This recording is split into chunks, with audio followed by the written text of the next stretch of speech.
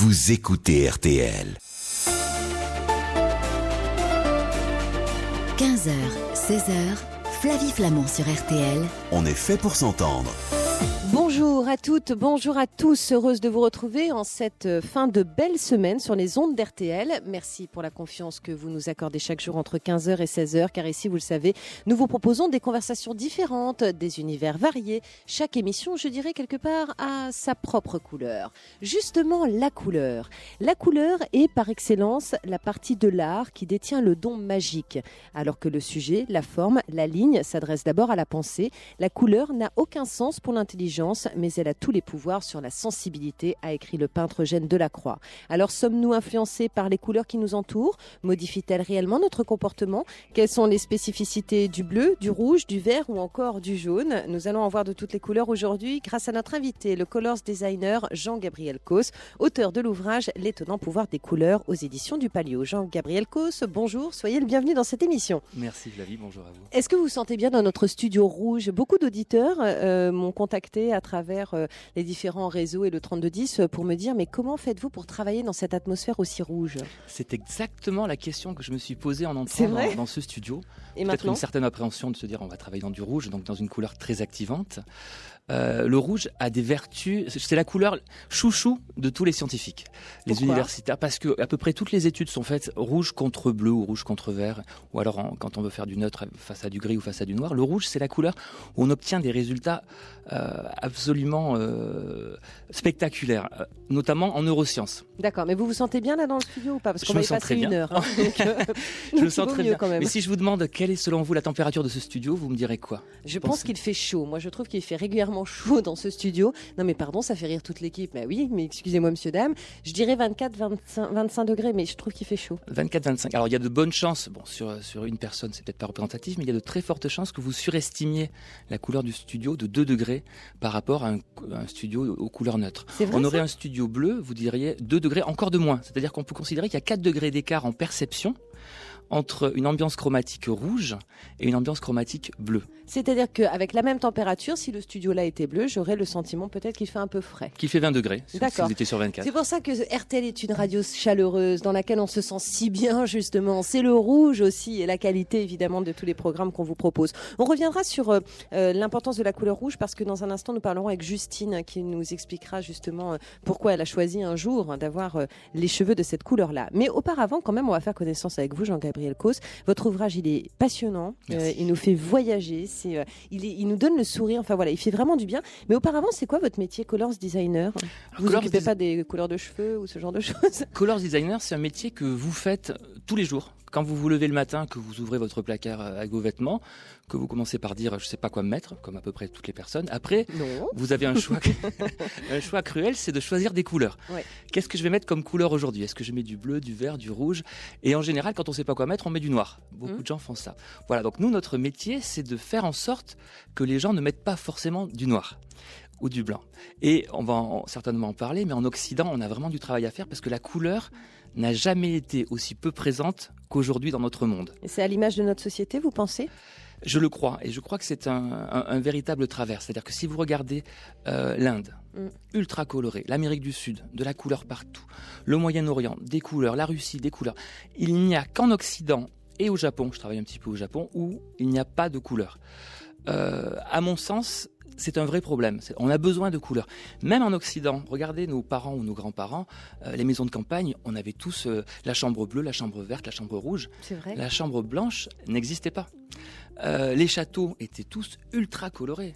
Je ne sais pas si vous avez vu les reconstitutions de Versailles. Bien sûr, il n'y a pas 1 cm² de blanc dans le château de Versailles, mais même à l'extérieur, Louis XIV avait mis des couleurs partout. C'est-à-dire que Versailles était coloré. Donc la couleur était partout. Mais la couleur, c'est la joie, en fait, quand on vous écoute. Exactement. Alors il y a des couleurs activantes, comme le rouge de RTL, mais il y a aussi des couleurs relaxantes, créatives, comme le bleu. On y reviendra. Chaque couleur, en fait, a ses vertus qui lui sont propres. Alors, en même temps, dans votre ouvrage, vous démarrez très très fort parce que vous écrivez que la couleur n'existe pas. Donc, oui. C'est un peu bizarre, cette histoire. Alors, ça, c'est quelque chose que j'adore. J'ai mis du temps à comprendre, moi-même. En fait, qu'est-ce que c'est qu'une couleur ? Alors là, j'essaie d'être technique, sans dire trop de bêtises, mais en même temps assez précis. La couleur, c'est une onde électromagnétique dans le spectre du visible. C'est-à-dire, vous me coupez dès que ça va trop loin. Non, mais ça va très bien. Pour l'instant, je suis blonde et je vous suis.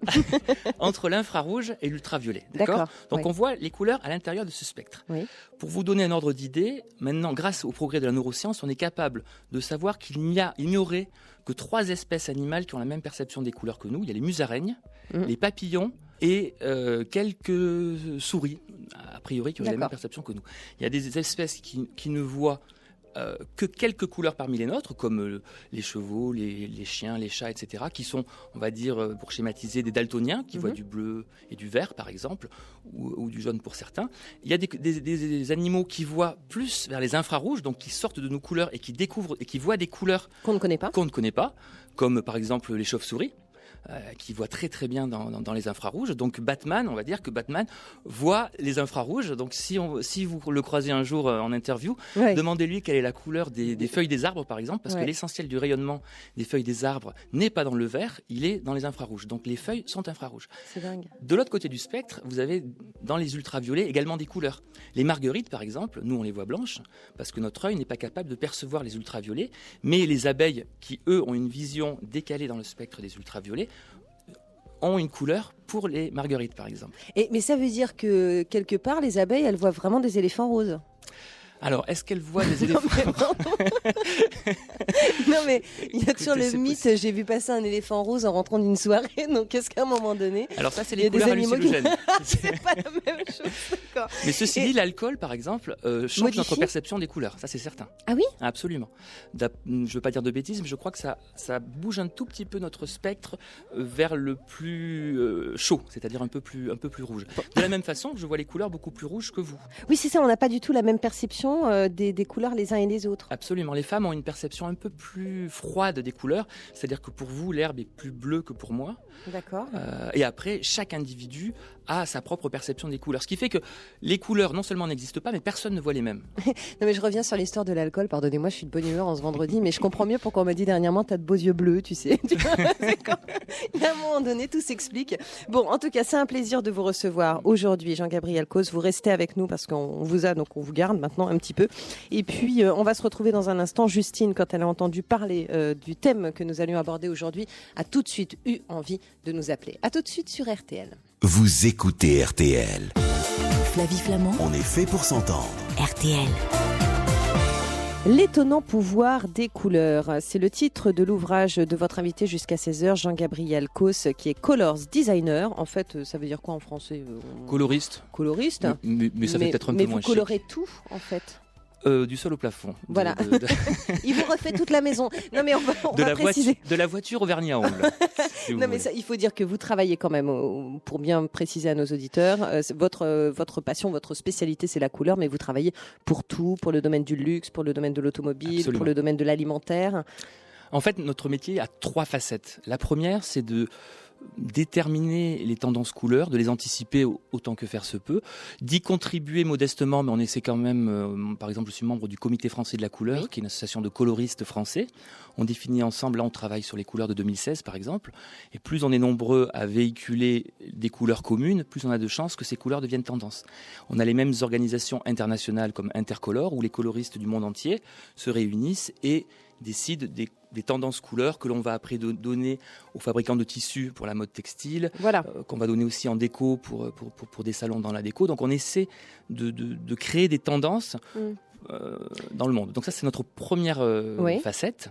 La deuxième, c'est selon les marques d'arriver à leur créer des gammes de couleurs qui sont en cohérence avec leur positionnement et avec les attentes des consommateurs. Par exemple, vous, je ne sais pas quelle est la couleur de votre cafetière, par exemple. Elle est alu, enfin couleur alu. Alors là, on est dans les couleurs dites haut de gamme. Non, elle est rose. Elle est rose. Alors là, oui, j'en ai une rose. Elle est rose et alu. Donc là, elle est haut de gamme et bas de gamme. Alors rose, elle est moyen de gamme. Elle est rose et alu. Alors rose, elle effectivement, est trop mignonne. On rentre plus dans l'entrée de gamme, c'est-à-dire qu'en entrée de gamme, on va être sur des couleurs acidulées très sympas. On va être sur des verts anis, des fuchsias, des citrons, des couleurs comme ça. En moyenne gamme, les couleurs vont commencer à disparaître. On va garder peut-être un petit peu de rouge. Et en haut de gamme, on sera plus que sur du noir ou du chromé. La matière, d'accord. Voilà. Okay. Donc c'est comment arriver à trouver, mais même quand on dit on est sur du rouge en moyenne gamme, quel est le bon rouge, quel sera le bon rouge dans 2 ans. Donc on travaille là-dessus. Et moi, ce qui m'intéresse par-dessus tout sur les couleurs, ce sont leurs influences. Oui. Et là, on rentre effectivement dans la troisième partie, c'est quelles sont les vertus des couleurs et comment s'en servir, notamment en décoration et même en textile, en habillement. Alors, on l'a compris en tout début d'émission, vous nous expliquez que le rouge et le bleu avaient nous amenaient à une perception différente de la chaleur. Vous vous occupez également des cheveux ou pas, Jean-Gabriel Causse? Un tout petit peu, oui. Non, parce qu'il en est une qui a réalisé mon rêve. Bon, moi, je trouve que, voilà, bref, je suis un petit peu trop vieille pour ça. Mais elle a que seulement 23 ans, donc elle a pu le faire. Elle a bien eu raison, d'ailleurs. Justine, bonjour. Bonjour Flavie, bonjour à tous. Bonjour. Merci Justine de nous avoir contactés. Vous avez fait ce que j'ai toujours voulu faire, mais qu'on m'a toujours empêché de faire. Et j'aurais dû dire non et j'aurais dû le faire. Exactement. Vous avez les cheveux rouges. Rouges. Ça fait. Mais alors rouge bien vif. Hein. Mais rouge RTL ou rouge framboise, rouge. Oui, rouge RTL. Voire en ce moment, quand il y a un petit peu de soleil, c'est rouge. C'est vraiment bien flashy, quoi. Donc, j'adore. Ça se voit. C'est bien. Et moi, je vous félicite. Vous avez raison. Ça va vous faire du bien. Ça vous fait un bien fou, j'en suis persuadée. Oui, ça c'est sûr. Qu'est-ce qui vous a motivé justement, Justine, pour vous faire une teinture rouge? Alors moi, j'ai toujours voulu tester un peu toutes les couleurs. Et en fait, juste il y a une époque où j'étais rousse. Et sous les reflets d'une certaine lumière, il y a eu un rendu un peu rouge dans mes cheveux. Et là, je me suis dit, mais il faut que je teste le rouge. Et ça fait 1 an et demi que je ne le lâche plus du tout. C'est beaucoup d'entretien. Ça, c'est une conversation de filles, hein, mais... Oui, il faut faire quand même quelques soins parce que 1 an et demi, faire une couleur à peu près une fois par mois, c'est sûr que ça abîme un peu, mais je fais en sorte que tout se passe bien pour mes cheveux, histoire de pouvoir continuer le rouge le plus longtemps possible. Alors, qu'est-ce qui vous apporte ce rouge dans votre vie ? Alors, dans ma vie, il m'apporte beaucoup de débats. Oui. Beaucoup de débats parce que ça plaît ou ça plaît pas. C'est difficile de rester neutre, en fait. Les personnes, ça les intrigue beaucoup. Donc, ça amène un dialogue, en tout cas. Je parle à beaucoup plus de personnes qu'avant depuis que j'ai les cheveux rouges. Bon, donc ça favorise le lien social, c'est bien. Est-ce que vous avez été aussi victime d'une forme de... mais de rejet, de stigmatisation? Est-ce que à votre couleur de cheveux, c'est associé des comportements imaginaires ou Alors, déjà, j'ai eu beaucoup de problèmes pour trouver un emploi. Parce que le rouge ne plaît pas à tout le monde. Ça ne plaît pas à certaines entreprises qui jugent que ça ne va pas plaire à leur clientèle. Donc, j'ai passé des entretiens où on m'a fait comprendre à la fin que tu es prise seulement si tu changes ta couleur de cheveux. Donc, moi, j'ai refusé parce que je tiens à mon rouge et j'ai envie de rester comme je suis. D'accord. Donc, sinon, après... on m'interpelle beaucoup. Dans la rue, j'ai droit à beaucoup de mademoiselle aux cheveux rouges. Ça, c'est quasiment entre 1 à 5 fois par jour. Donc, bon. Vous vous rappelez que vous avez un prénom. Dans ce cas, vous dites je m'appelle Justine. Voilà, exactement. Non, mais c'est bien parce qu'en fait, est-ce que, vous savez, on a fait une émission dernièrement sur le tatouage à l'occasion de l'exposition au musée du Quai Branly. D'ailleurs, on vous la conseille à tous. C'est vrai que le tatouage permet à certaines personnes de se sentir plus en phase avec elles-mêmes et du coup, leur corps devient le terrain d'expression et puis une vraie forme artistique. Est-ce que ce rouge vous a permis quelque part, selon vous, de renvoyer une image plus honnête de ce que vous êtes ? Tout à fait. Puis en plus, comme je suis tatouée, en plus, c'est la totale. Ah oui. Mais voilà. Mais oui, parce que en fait, je me suis rendu compte à une certaine période, quand mes cheveux, je les trouvais un peu rouges, je me suis dit bon, allez, on va peut-être essayer de nuancer le rouge. J'ai fait une couleur un petit peu plus foncée, toujours dans cette nuance, mais un peu plus foncée. Et là, je me suis sentie totalement plus moi-même, en fait. Et je suis bien que quand j'ai bien mes cheveux. Après, je sais pas pourquoi ça me fait ça à ce point-là et pourquoi je tiens autant à mon rouge, mais je me sens moi-même avec les cheveux rouges. Ouais, et je me trouve naturelle, en fait, comme ça. Quand je me regarde, ça me choque même pas. Oui, en fait, ce qui suscite une interrogation chez certains, pour vous, est profondément naturel. Voilà, tout à fait. On va demander justement à Jean-Gabriel Causse ce qu'il en pense dans un instant. Et Justine, je vous remercie pour votre témoignage. Vous allez rester à notre écoute parce qu'on va parler du rouge et vous allez voir que le rouge a plein de vertus, je dirais, différentes. En fait, ça touche tout, le rouge. Hein. C'est la joie, c'est la chaleur, c'est la sexualité aussi. C'est la sexualité. Voilà, je vous raconterai, vous allez voir Justine, vous allez apprendre plein de choses sur la couleur de vos cheveux. Vous savez ce que vous faites, c'est que vous restez à notre écoute, comme ça vous entendrez justement à quoi ça correspond, ok ? D'accord, aucun problème. Merci Justine, je vous embrasse. Merci à vous. Au revoir. Au revoir. Vous écoutez RTL. RTL. Flavie Flamand. On est fait pour s'entendre. Je sais que cette conversation vous passionne depuis 15h et nous sommes ensemble jusqu'à 16h avec Jean-Gabriel Causse qui est votre invité, les Colors Designer, et c'est aux éditions du Palio que vous pourrez découvrir son étonnant ouvrage sur l'étonnant pouvoir des couleurs justement. Il y a un instant, Justine nous expliquait qu'un jour elle a choisi de se teindre les cheveux en rouge, bravo Justine, et que ça lui a changé la vie. Elle n'a jamais eu le sentiment d'être autant elle-même que depuis qu'elle a cette chevelure justement quelque part embrasée. Et Jean-Gabriel Causse, nous allons revenir sur cette couleur qui est la couleur quand même de la première radio de France qui est RTL. Alors le rouge, c'est dingue. Le rouge, c'est la couleur de plein de choses. On va commencer par... Le sexe. Ah, si vous voulez.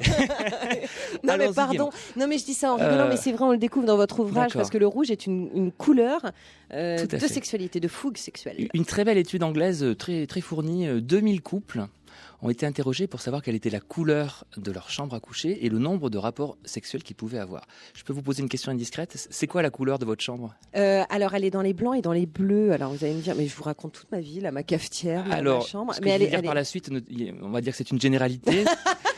Pas d'extrapolation sur une personne en particulier. Ouais, surtout pas. Ça y est, je suis bonne pour... Sachant qu'avec une chambre bleue ou blanche, on est à peu près 1,5 rapports sexuels par semaine. Imaginez encore une fois, c'est une si généralité. Elle était rouge. Imaginez alors. Rouge, vous montez à 3,5 rapports par semaine. Et le leader, la meilleure couleur d'après cette belle étude, c'est le mauve, avec 3,7 rapports par semaine. Alors, quand je dis rouge, une chambre rouge, on n'est pas obligé de tomber dans un lupanar avec les 4 murs rouges et des miroirs au plafond. Il suffit d'avoir ou une moquette rouge ou un meuble très fort rouge. Le rouge est une couleur qui prédomine, c'est-à-dire que même si vos murs sont blancs, il suffit d'avoir une tête de lit rouge par exemple, ou même une couette rouge, et tout de suite, la couleur dominante de votre chambre deviendra le rouge. Donc je suis en train de chercher ma touche de rouge chez moi. J'en ai plein chez moi, mais pas dans la chambre à coucher. Mais figurez-vous qu'il y a plein de pièces dans la maison. Alors donc, non mais c'est pour répondre à quand même. Attendez, là vous êtes en train de dire à nos auditeurs que je dois avoir une activité de plaisir très limitée. Je tiens à préciser que j'ai du rouge partout chez moi. Formidable. Mais pas dans ma chambre à coucher. Voilà. Et pour finir sur rouge et sexualité, 2 points intéressants. Une étude qui vient de sortir, 2013, qui démontre qu'une femme en période d'ovulation a plutôt naturellement tendance à mettre du rouge alors qu'elle n'a pas forcément envie de cette couleur quand elle n'est pas en période d'ovulation. C'est fou, ça. Et là on s'approche des mandrilles notamment, des singes, les femelles mandrilles en période d'ovulation ont les lèvres génitales et labiales qui sont rouges. Et ces mêmes femelles ont tendance à se parer de rouge avec des feuilles, etc. pour dire « je suis féconde ». Donc le rouge est la couleur de la séduction. Et là, il y a des dizaines et des dizaines d'études, toutes plus croustillantes les unes que les autres, qui le prouvent. Comme par exemple une étude où on a demandé à des jeunes garçons de comparer 2 filles, une habillée en bleu, une habillée en rouge, en disant « avec laquelle vous aimeriez passer la soirée ». Donc ils ont réparti les personnes en 2 groupes. Le premier groupe a estimé à 75% que la fille en rouge était plus séduisante. Très bien. Deuxième groupe, ils ont inversé les couleurs sur Photoshop, et le deuxième groupe, à 75%, a lui aussi préféré la fille en rouge. Voilà, donc c'était qu'une question de couleur. C'est une question de couleur. Et ce qui est formidable, c'est que personne n'a avoué que la couleur avait pu influencer son choix. Ouais. C'est-à-dire que la couleur est une arme de séduction, mesdames, qui est absolument redoutable parce que nous n'en avons pas conscience. Vous avez 2 fois plus de chances de faire arrêter un autostoppeur si vous faites du stop et que vous êtes habillé en rouge que dans n'importe quelle autre couleur. Voilà, sachant que l'autostop, c'est quand même quelque chose qu'il faut faire avec prudence. Bon, ça, c'est juste le passage. Alors, donc, du coup, ne mettez pas de rouge, comme ça, au moins, ce soit clair. Non, c'est intéressant parce que on se rend compte de... Alors, on pourra pas faire toutes les couleurs, malheureusement, mais on va rester sur le rouge. Le rouge, c'est aussi la couleur de l'interdit. Oui, tout à fait.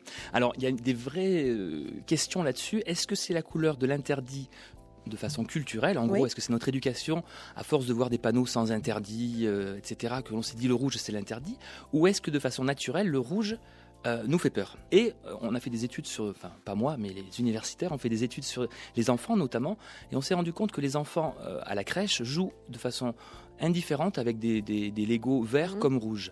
Par contre, quand dans cette même crèche il y a un adulte un peu méchant, quelqu'un qui leur fait peur, etc., les enfants reposent automatiquement les Legos rouges, ils ont peur du rouge. Donc le rouge peut être associé au danger.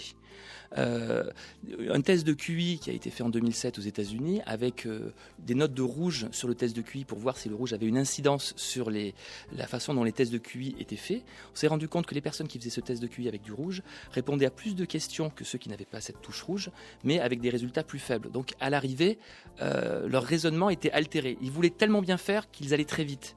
Et donc ils faisaient beaucoup de fautes. Donc le rouge est une couleur qui fait peur. Donc si je pouvais me permettre de donner un conseil aux instituteurs, c'est s'il vous plaît, ne corrigez pas les copies en rouge. Et oui, alors c'est ce que j'allais vous dire. À chaque fois qu'on se prend une punition ou une mauvaise note ou un truc, c'est en rouge. Exactement. Moi, je me rappelle quand je recevais mes dictées, c'est vrai, ça. où je voyais ma copie de loin arriver, qui était couverte de rouge, je savais que j'avais une mauvaise note. Ouais. Le rouge est vraiment la couleur de la sanction.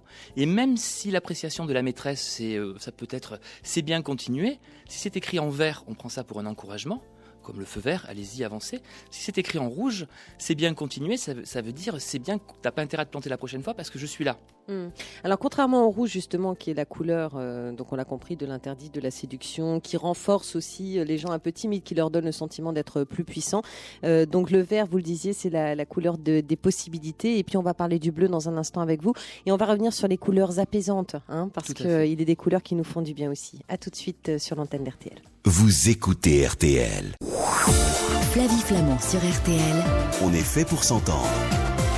Jean-Gabriel Causse, vous êtes avec nous donc jusqu'à 16h. J'ai appris donc il y a un instant qu'il fallait avoir du rouge dans sa chambre pour parfaire ses performances amoureuses. Merci pour l'information. Quelles sont les couleurs aussi qui aujourd'hui sont considérées comme des couleurs créatrices ou apaisantes ? Alors la couleur principale, c'est le bleu. Le bleu est une couleur extraordinaire parce qu'elle a la capacité de réduire notre rythme cardiaque, notre pression artérielle, le nombre de battements de paupières, nos respirations. Dans du bleu, dans une ambiance chromatique bleue, on se détend physiquement à tous les niveaux. On a tous entendu dire justement le bleu apaise, le rouge excite. C'est vrai, mais c'est vrai dans des proportions qu'on n'imaginait même pas.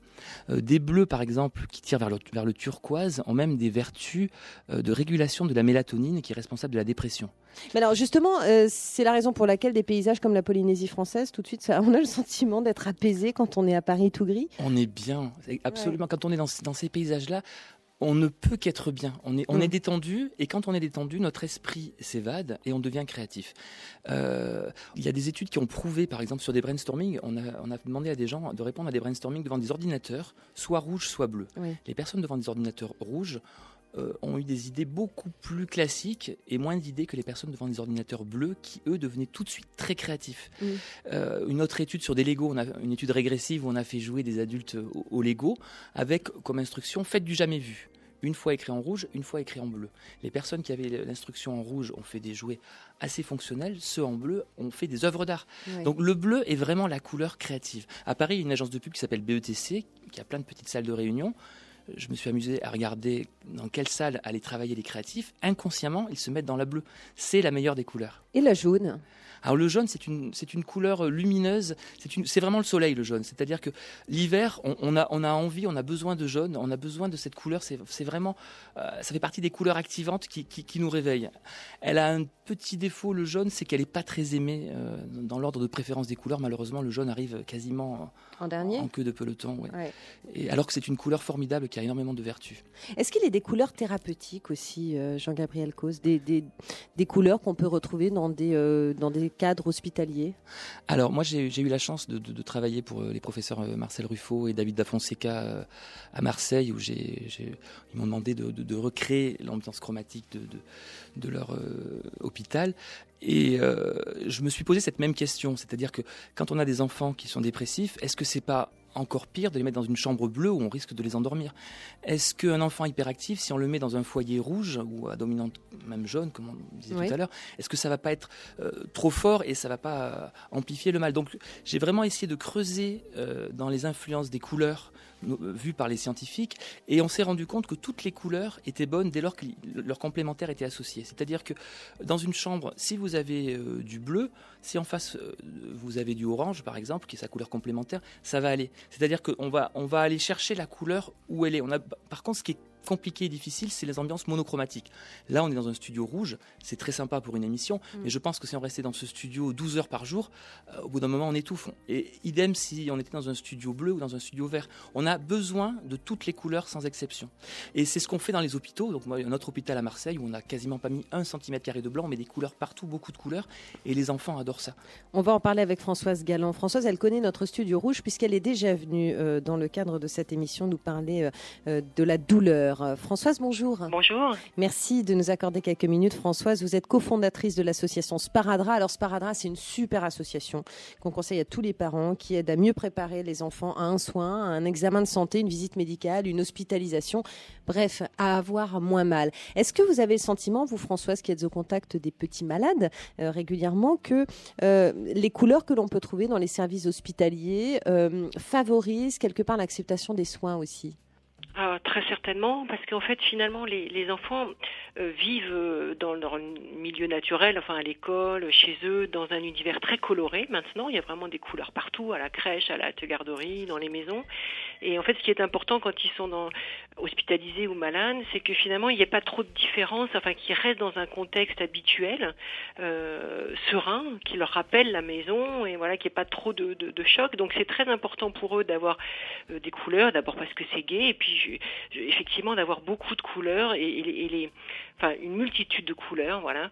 Et je crois que les services sont de plus en plus attentifs à ces questions-là, puisque maintenant on voit, ils sont, par exemple dans les berceaux, dans les services de néonates, où les berceaux, ils ont des berceaux de couleurs, oui. Même les stéthoscopes, on utilise des stéthoscopes de couleurs. Enfin, il y a une vraie attention maintenant des équipes soignantes pour mettre les enfants dans un bon contexte, dans un contexte habituel. Et ça, c'est aussi très important pour mieux supporter la maladie, la douleur, parce que quand on est à peu près bien, confortable, dans une ambiance sereine et agréable, on a plus les facultés de guérir, d'aller mieux, quoi.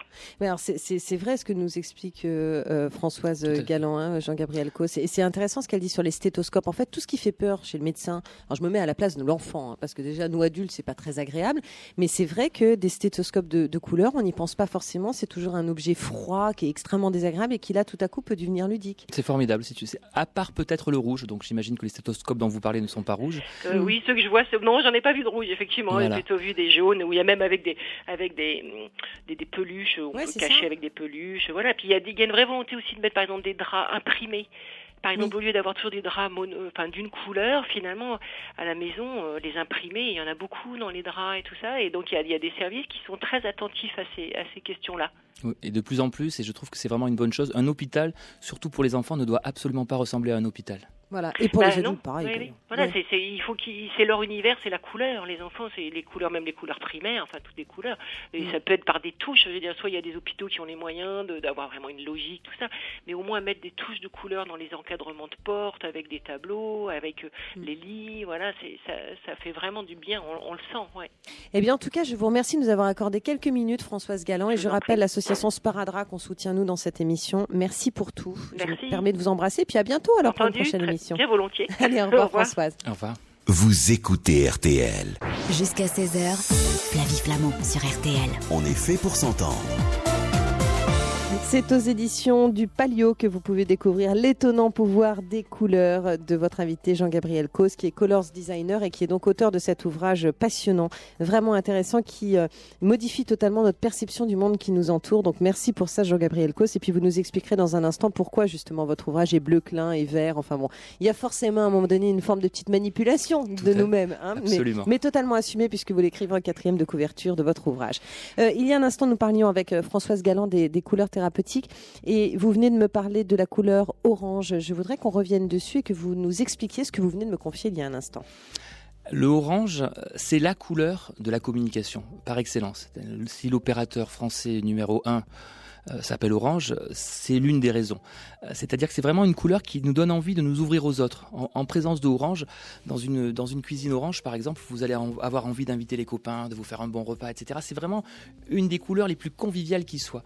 Donc en thérapeutique, par exemple, nous, on a utilisé cette couleur justement dans le réfectoire de l'Espace Arthur à Marseille, en se disant les enfants anorexiques dans ce réfectoire orange vont être beaucoup plus tentés d'aller communiquer avec les autres, donc d'être à table, donc de manger. Voilà, donc c'est quelque chose de formidable, c'est une très très belle couleur. Et le rose ? Alors le rose, je me permets de vous raconter une très belle histoire que j'adore, c'est le rose de Baker-Miller. Messieurs Baker et Miller sont des militaires américains qui ont réussi à peindre leur prison, parce que ce sont des militaires qui tiennent une prison à Seattle, en rose. Incroyable. Imaginez des détenus en rose dans une prison derrière leur barreau rose. Gros malabars, des gros... Eh bien, ces gros malabars deviennent calmes comme des toutous grâce à ce rose. C'est incroyable. Et parce que, de la même façon, les neurosciences nous ont fait comprendre que le rose avait vraiment des couleurs apaisantes. Et même sur ces gros malabars patibulaires, l'orange fait du bien. Ce qui fait qu'aujourd'hui, Bakary Miller, c'était il y a une vingtaine d'années, aujourd'hui, des prisons comme la prison de Berne ont des cellules de crise qui sont roses. Personnellement, dans l'hôpital de l'association Serena à Marseille, les chambres de crise sont en rose. Et quand on est dans une pièce entièrement rose, alors là c'est du thérapeutique, donc on y va du sol au plafond, le fait d'être dans ce rose vous calme instantanément. Et c'était marrant d'ailleurs parce que les tapissiers c'est des pièces melotonnées, les tapissiers qui travaillent là-dedans, ils ont travaillé à 2 à l'heure, c'est-à-dire qu'ils ont pris 2 jours de retard. C'est vrai, tellement le rose, ils étaient bien là-dedans, donc ils avançaient pas. Ça j'imagine. Comme quoi vraiment les couleurs ont une influence folle sur nous. Alors on n'a malheureusement pas le temps et on va reprendre date pour une prochaine émission. On ne pourra pas tout faire, mais je voudrais juste savoir aussi si les couleurs ont une influence sur notre façon de consommer. Jean-Gabriel Causse. Alors, sur notre façon de consommer, mais oui, 100 fois oui, dans tous les domaines, que ce soit olfactif, gustatif, même, je vous donne un exemple que j'aime beaucoup, le liquide vaisselle par exemple. Oui, c'est ça, les produits ménagers, pour moi, il faut que ce soit vert. Ah, vert, c'est parce que vous aimez le frais. Oui, j'aime bien le frais. Ouais. En fait, les professionnels du marketing ont voulu savoir s'il y avait une couleur de liquide vaisselle qui pouvait fédérer toutes les qualités. Donc, ils ont demandé à des ménagères de tester pendant plusieurs semaines 3 liquides vaisselle différents, un jaune, un translucide et un vert. Les ménagères ne savaient pas que c'était exactement le même liquide vaisselle, seul le colorant changeait. À l'arrivée, ce qui est surprenant, c'est que toutes les ménagères sans exception ont trouvé que les 3 liquides vaisselle avaient des vertus différentes. Elles ont à la quasi-unanimité trouvé que le jaune était le plus antidégraissant, que le blanc était antibactérien et que le vert sentait tellement bon le frais. Alors qu'en blind test, les 3 avaient exactement la même odeur. Et aujourd'hui, on a rajouté une 4e couleur de liquide vaisselle qui est le rose. Pourquoi le rose ? Peut-être en référence au gant Mappa. En tout cas, avec un liquide vaisselle rose, on a l'impression que ça abîme moins les mains. Ah, c'est fou, donc ça prend plus soin de la peau. Exactement. D'accord. Les lessives ? Alors les lessives, c'est une des premières études marketing sur la couleur qui date des années 50. C'est Procter & Gamble qui s'est demandé si, en rajoutant des paillettes de couleur dans la poudre qui était blanche à l'époque, ça pouvait avoir des vertus. Ils ont testé des poudres rouges, des poudres jaunes et des poudres bleues. Là aussi, on avait exactement la même lessive, simplement changé notre petite paillette de couleur. Les ménagères, là aussi, à l'unanimité, ont trouvé que les paillettes rouges, que la lessive avec des paillettes rouges abîmait le linge, donc c'était pas pour elle. Que le jaune n'était pas super efficace. Par contre, le bleu, formidable, avec des paillettes bleues, le linge est frais et propre. Depuis donc 1950, regardez, tous les liquides pour laver le linge sont de couleur liquide ou pastille, sont bleus. Et au niveau de l'alimentaire ? Au niveau de l'alimentaire, prenez le même ketchup épicé avec 3 valeurs de rouge, plus ou moins foncé. Si vous avez le sentiment que vous aimez le ketchup très épicé, vous allez dire le plus foncé, j'adore, les 2 autres, c'est pas terrible. Et inversement, si vous aimez pas trop le ketchup épicé, vous allez dire le clair, j'arrive à le manger, les 2 autres sont beaucoup trop épicés pour moi. Vous n'arriverez pas à vous rendre compte que vous goûtez 3 fois le même ketchup épicé. Vous aurez vraiment le sentiment que plus il est foncé, plus il est épicé. Les médicaments ? Médicaments, prenez la vitamine C. Elle est orange pour vous, la vitamine C. Là, c'est dans l'orange qu'on trouve la vitamine C. Voilà, mais dans le kiwi, on en trouve 2 fois plus de vitamine C. Donc si je vous fais des pastilles de vitamine C verte, vous allez être surprise et vous allez vous dire non, c'est pas possible, ça marche pas. Donc la couleur de la vitamine C, c'est le orange et on ne peut pas en sortir. Alors, en allant plus loin, il y a des médicaments, il y a des tranquillisants où, selon les pays, ils les ont sortis dans différentes couleurs. Ah bon ? Parce qu'on n'a pas tous la même perception de... Et non, pour voir si ça pouvait avoir une incidence. Et alors ? Et il s'avère que ce médicament qui s'appelle l'oxazepam s'est avéré plus efficace en comprimé vert plutôt qu'en comprimé rouge ou jaune. Pourquoi ? Parce que dans l'esprit des gens, un tranquillisant, ça ne peut pas être dans des couleurs chaudes. Rouge ou jaune, c'est pas possible. De la même façon, il n'existe aucun somnifère qui soit dans une couleur rouge ou jaune. Pour une personne, prendre un comprimé rouge, ça va rester réveillé toute la nuit. Exactement. Donc, c'est très intéressant parce que, notamment pour les médicaments génériques, qui ne sont pas forcément toujours dans les couleurs des médicaments qu'ils sont censés représenter. Donc, des personnes peuvent trouver que les médicaments sont moins efficaces parce que la couleur ne correspond pas à ce qu'ils attendent comme couleur. Et donc, l'effet placebo conjugué à l'effet du médicament est plus efficace si on respecte précisément les bonnes couleurs.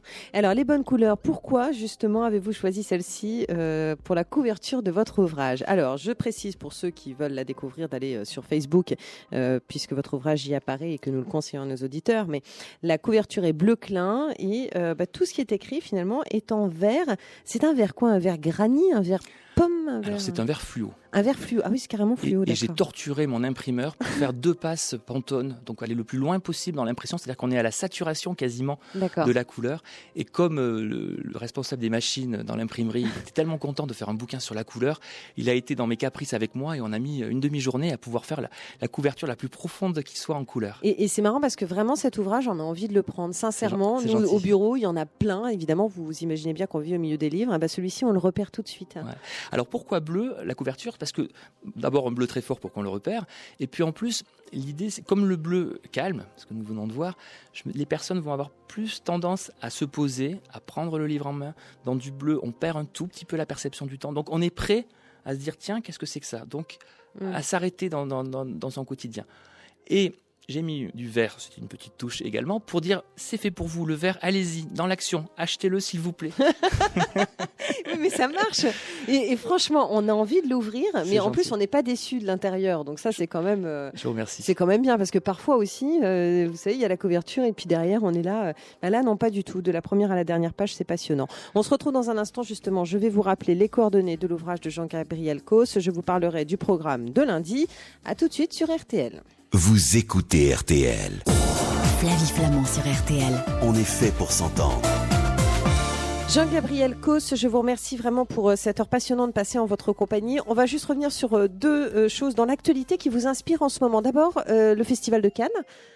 Alors, le Festival de Cannes, j'ai remarqué il y a 3 ans, Maïwenn, quand elle a monté les marches de Cannes, vous savez, pour le film Police, une fois elle était habillée en rouge et une fois elle était habillée en bleu. Il s'avère qu'elle a monté beaucoup plus vite les marches le jour où elle était habillée en rouge. Donc dans le fait que effectivement le rouge est une couleur activante et que le bleu est une couleur relaxante, je me suis dit tiens, est-ce que c'est un hasard?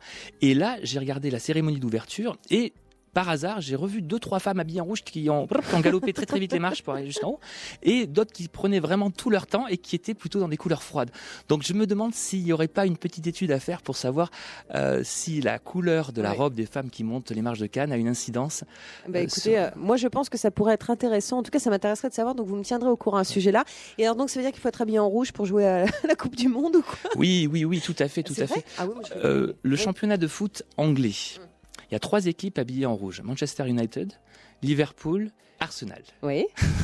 Ces 3 équipes ont gagné 39 des 69 derniers championnats d'Angleterre depuis la Deuxième Guerre mondiale. C'est-à-dire plus d'une fois sur 2. Le fait d'être en rouge est une couleur qui vous rend plus fort, donne le sentiment à vos adversaires que vous êtes plus fort, et même à l'arbitre que vous êtes plus fort. Mais moi je suis inquiète parce qu'ils sont bleus les nôtres. Bleu, blanc, rouge, on va dire qu'ils ont un petit peu de rouge. Ok, d'accord. Bon, on se tient au courant. Allez les rouges, on va dire pour les Allez, voilà. Non mais de toute façon, profitons de ce beau sport qu'est le football également, et que vous pourrez entendre sur RTL, la radio rouge. Merci beaucoup, Jean-Gabriel Causse, d'être venu. Donc je conseille votre ouvrage, L'étonnant pouvoir des couleurs, aux éditions du Palio. Je vous souhaite un beau week-end, Jean-Gabriel, à notre écoute évidemment, puisque RTL ne quitte jamais ses auditeurs. Et puis nous, on se retrouve lundi avec le docteur Jean-Pierre Dangean qui va s'intéresser justement avec nous à nos oublis et à nos trous de mémoire. Je suis certaine justement que nous aurons beaucoup de questions à lui poser. C'est possible pour vous dès maintenant. Si vous appelez le 3210 à propos d'oubli, je vous rappelle également que nous fêterons les mamans dignes de ce nom dimanche prochain. Et puis n'oubliez pas, lundi 15h sur RTL. Voilà, tout de suite, voici Philippe Bouvard et les grosses têtes. Je vous embrasse et je vous remercie pour votre fidélité. À lundi.